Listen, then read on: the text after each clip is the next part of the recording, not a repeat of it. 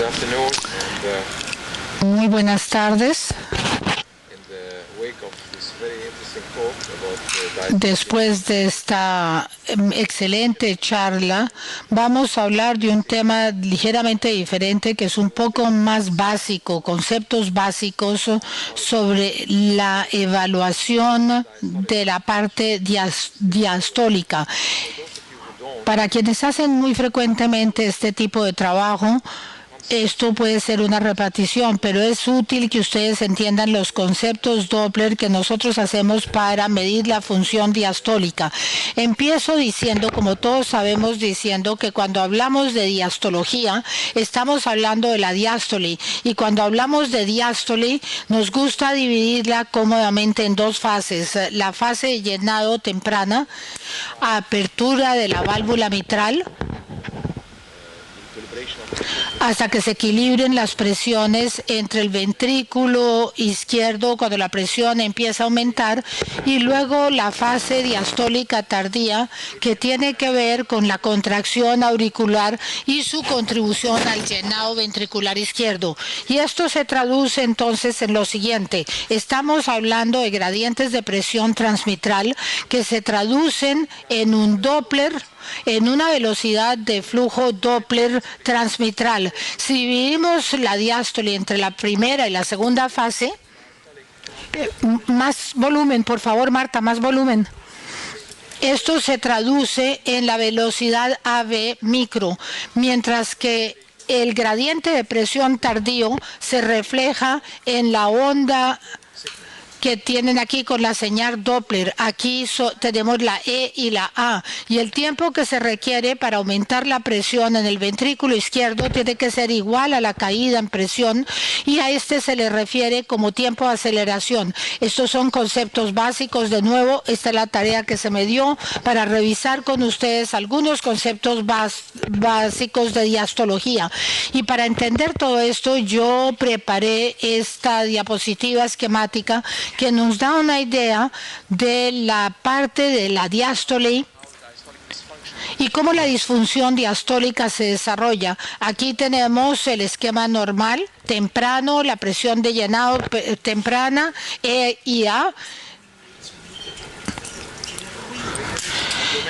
Y cuando hay anomalía en relajación, vean que no se ha cambiado esta parte, pero hay una relajación y el flujo es más lento y no tan abrupto como sería lo normal. Y lo que ocurre aquí es que el gradiente de presión disminuye mitral. Esto reduce la velocidad y el llenado del ventrículo se hace en la fase tardía de la diástole, que se ve reflejada en la onda E. ¿Y qué pasa cuando vamos hacia adelante con un empeoramiento de la función diastólica? Aquí tenemos que mover esta parte del diagrama, y lo que hemos presenciado aquí es que hay un empeoramiento. Perdón, voy a suspender un poco.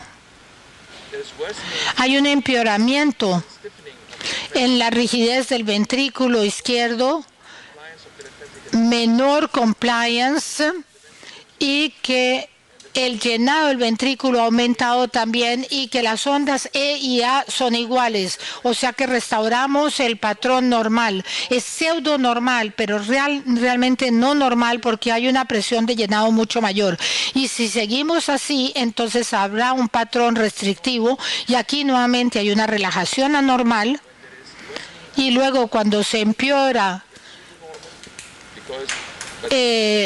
la distensibilidad, entonces hay una presión y hay una mayor rigidez del ventrículo izquierdo que da un patrón restrictivo donde tenemos una relación EA muy grande. Entonces aquí tenemos la disfunción diastólica mostrada esquemáticamente para que ustedes vean exactamente cómo se produce. ¿Qué se puede decir sobre progresión de la disfunción diastólica? Cuan mayor esa relación EA en la onda y menor el tiempo, más enfermo está el corazón, porque el llenado de presión en el ventrículo izquierdo, más rápido el tiempo de reequilibrio entre el ventrículo izquierdo y la aurícula derecha. Relajación presión anormal generalmente se llama como la primera etapa de disfunción diastólica o grado 1 como se clasifica en la clínica Mayo. El segundo estadio es el pseudo y va hasta el último donde hay restricción, y ese patrón restrictivo está caracterizado por una onda muy grande E, una muy corta A y un tiempo de aceleración que se compara con el primero en forma muy clara, y puede ser reversible pero también puede ser totalmente irreversible.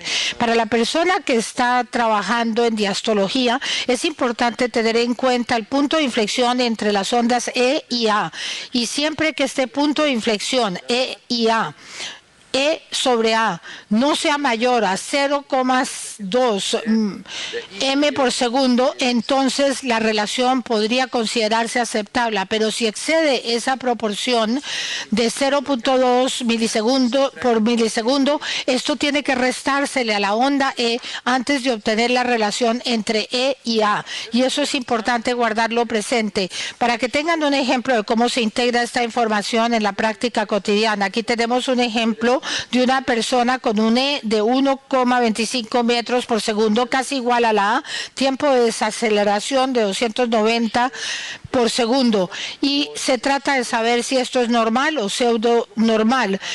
Mirándolo uno no lo puede saber, no se sabe si es normal o pseudo normal. Para saber si es pseudo normal hay que guardar presente, como les mostré en la gráfica, que un patrón pseudo normal es una combinación de una menor presión LA y mayor relajación del ventrículo izquierdo retardada.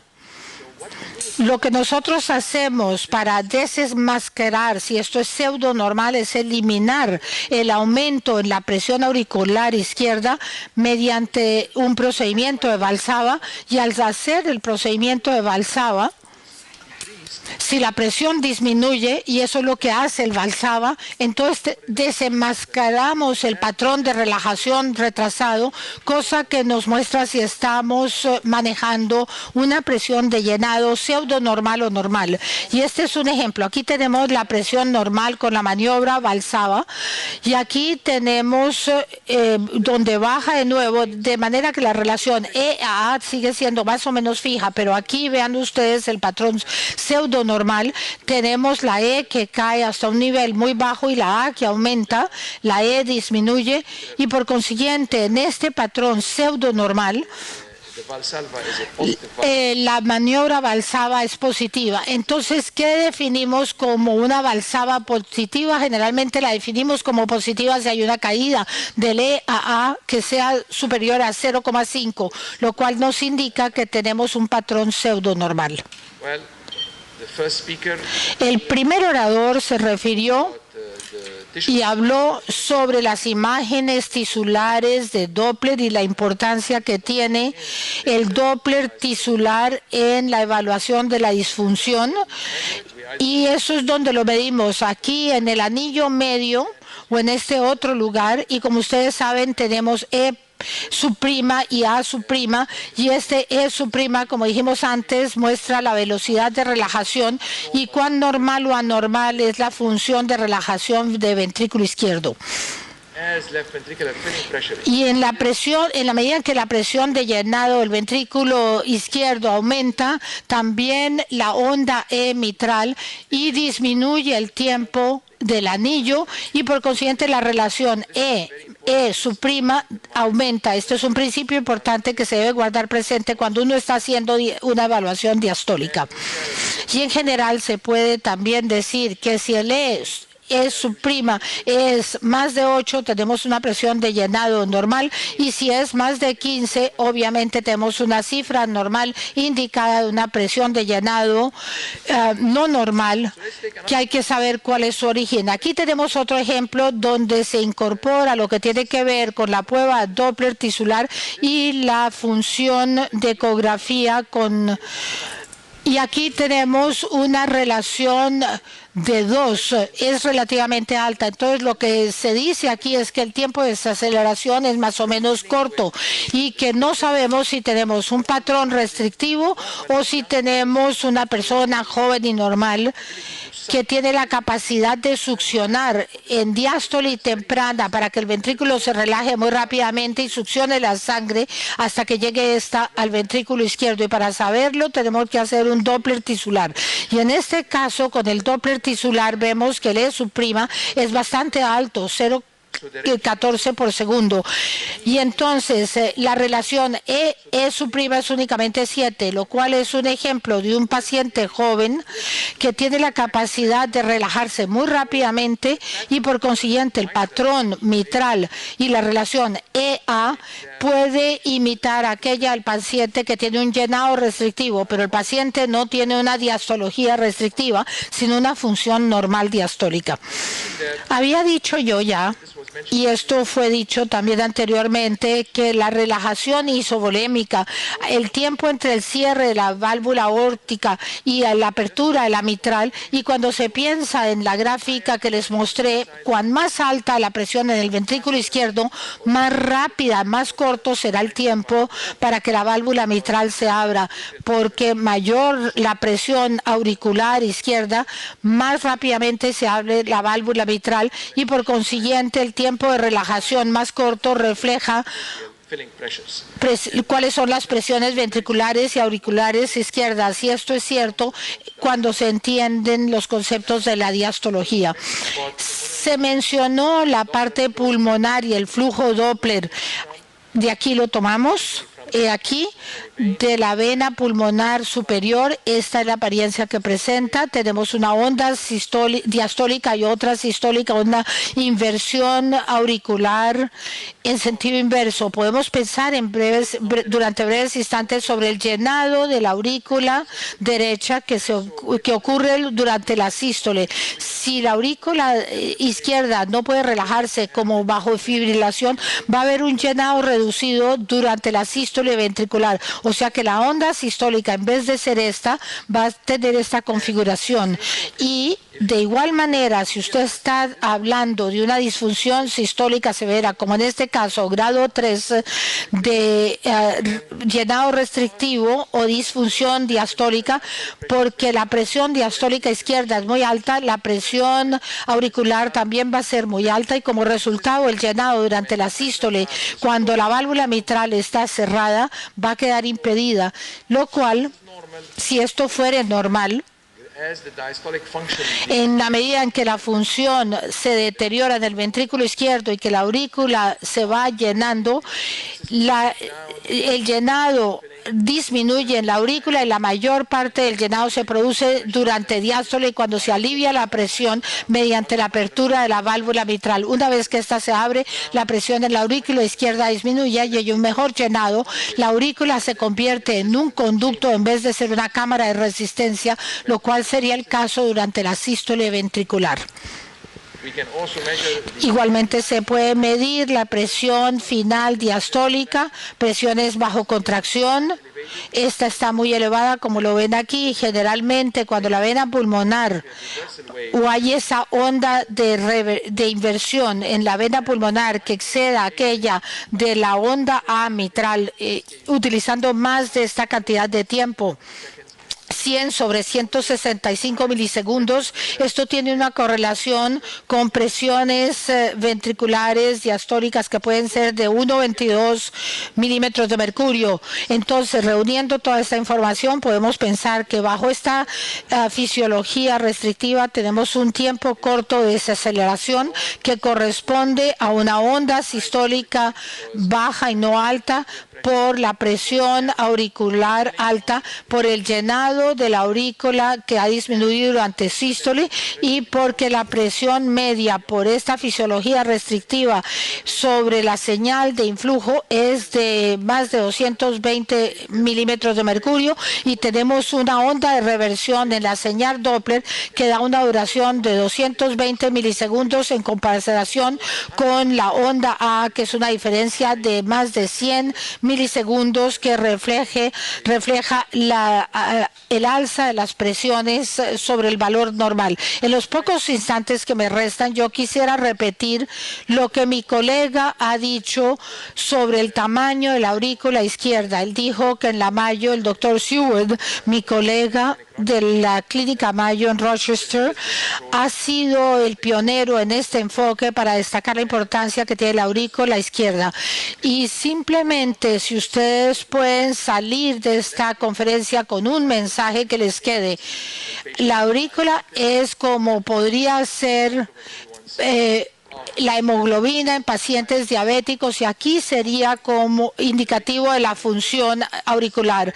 Cuanto más grande la aurícula, muestra que hay un problema con disfunción que puede ser crónico, y si la presión de llenado en el momento de ver al paciente es normal o baja por cualquier tratamiento que esté recibiendo el paciente, pero que refleja a lo largo de cierto tiempo una presión auricular izquierda alta, lo cual tiene sus consecuencias. Y aquí estamos manejando entonces una disfunción diastólica. Como se mostró anteriormente, cuanto más alto el volumen auricular izquierdo, y aquí tenemos una cifra de corte, peor sería la función diastólica. Pero lo que está en juego es cómo medir el volumen de la aurícula izquierda. Hay varias formas de hacerlo. Yo solamente quiero indicarles cuál es la forma en que lo estamos haciendo en la Clínica Mayo, y lo estamos haciendo después de examinar toda la información que tenemos con diferentes mediciones, utilizando aquella que nos parece darnos los mejores resultados. Y hemos recurrido al método de longitud de área. El método se hace con 2 pistas de las 4 cámaras y de 2 cámaras. Tomamos aquí en la aurícula izquierda, aquí tenemos el ventrículo, las otras 2 cámaras, y lo hacemos excluyendo la vena pulmonar aquí y excluyendo también, deteniéndonos al nivel del microanillo, del anillo mitral, y luego medimos la longitud máxima en esta placa, y luego también en la placa de 2 cámaras midiendo su longitud, y luego la fórmula es 0,85 multiplicado por la primera área multiplicado por la segunda área y dividido por la más corta de las 2 longitudes, y esto va a maximizar el valor que pueda tener esa área o zona. La más corta de las 2 va a ser L2, porque L2 es superior a A2. Entonces, de nuevo, para compaginar todo esto, mediante Doppler obtenemos una medición de la parte mitral, obteniendo una muy buena idea del llenado ventricular, y aquí del anillo medimos las velocidades anulares para tener una buena idea de si tenemos una relajación normal o no. Y no lo habíamos mencionado, pero esto es muy importante. También medimos la velocidad de regurgitación para saber cuál es la presión pulmonar, que correlaciona muy bien con la disfunción diastólica. Para darles una simple idea, aquí tenemos cifras más altas entre función diastólica y la presión. Y por último, y simplemente para completar el ciclo, les tengo que decir que esto ya no lo utilizamos, salvo en muy raros casos. Aquí tenemos la velocidad de propagación del flujo. Aquí tenemos el llenado temprano y el tardío. Aquí tenemos la velocidad de propagación del flujo que ven ustedes aquí, y que es simplemente la pendiente de llenado en diástole temprana, la pendiente geométrica en el llenado. Cuan más rápida la pendiente, cuan más abrupta, es más normal o anormal, según si está hablando de un llenado normal o restrictivo, pero generalmente esto es de un paciente normal, y esto sería de alguien que tenga una relajación anormal. ¿Ven ustedes cuál es la diferencia? De nuevo, ya no lo utilizamos con ninguna frecuencia, pero simplemente quería mencionarlo para que fuera una conferencia completa.